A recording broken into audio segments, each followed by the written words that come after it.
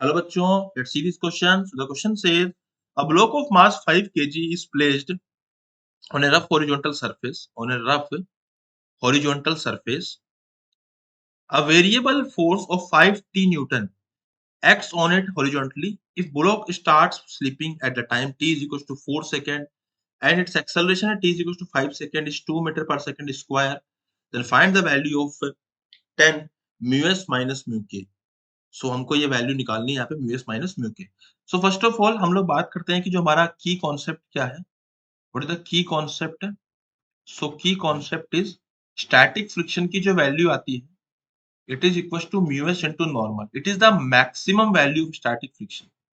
Okay, and static friction is self adjusting in nature. तो हम लोग लिखते हैं यहाँ पे ये सेल्फ एडजस्टिंग होता है,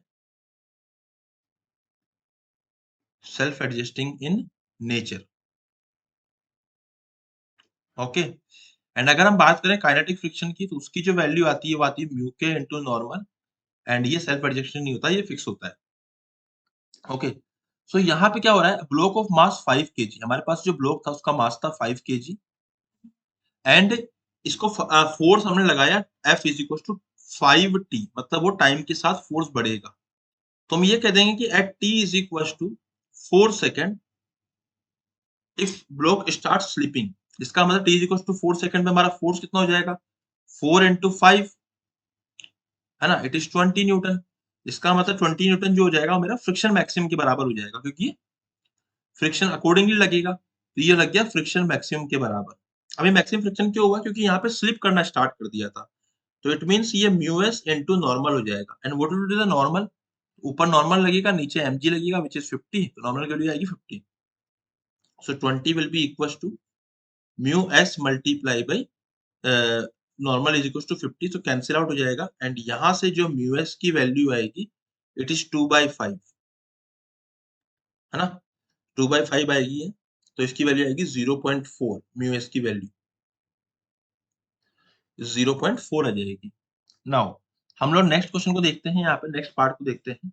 अब क्या हो रहा है, t बराबर 5 सेकंड पे, t इक्वल टू 5 सेकंड पे हमारे जो फोर्स की वैल्यू जाएगी वो 5 मल्टीप्लाई बाय 5 हो जाएगी, तो इट विल बी 25 न्यूटन। अगर मैं ब्लॉक की बात करूं तो इस ब्लॉक पे जो फोर्स लग रहा है इट इज 25 न्यूटन, एंड इस पे जो फ्रिक्शन लगेगा now it will be kinetic friction, क्योंकि ब्लॉक में एक्सेलरेशन आ चुका है, इट इज 2 मीटर पर सेकंड स्क्वायर। तो इट मींस कि यहाँ पे अगर मैं इसको सॉल्व करता हूँ तो जो मेरा फोर्स है विच इज 25 न्यूटन उसको रोक रहा है kinetic friction, and this will be equal to mass into acceleration. तो what is 25 newton minus kinetic friction कितना हो जाएगा, म्यू के multiply by 50, this will be equal to 5 into acceleration is 2। तो यहाँ से जो सोल्व करने पे आएगा वैल्यू वो आएगा म्यू के into 50, this will be equal to 25 minus 10 is 15। तो हमारे म्यू क्यू की जो वैल्यू आएगी इट इज 15/50। ओके, इसको सोल्व करते हैं हम लोग, तो ये आ जाएगा हमारा 3/10, ये जाएगा 0.3। 0.4 हमारा म्यू एस था, ये म्यू क्यू हो जाएगा। अब मैं यहाँ पे आंसर लिख देता हूँ, आंसर की जगह कम बची है तो मैं यहाँ पे इस जगह पे लिख रहा हूँ फाइनल आंसर। ठीक है, फाइनल आंसर। सो हमारा जो आंसर आएगा वैल्यू ऑफ 10 है, म्यू एस माइनस म्यू के, तो 10 को 10 रहने दीजिए। What is mu S, it is 0.4, what is mu के, इट इज 0.3, एंड सोल्व करने पे आएगा ये 0.4 माइनस 0.3 इज 0.1 इंटू 10 इज 1, तो ये हो जाएगा हमारा 1। तो 1 will be the final answer. Option number 1 is matching with the 1 answer. I hope you understood it well. Best of luck.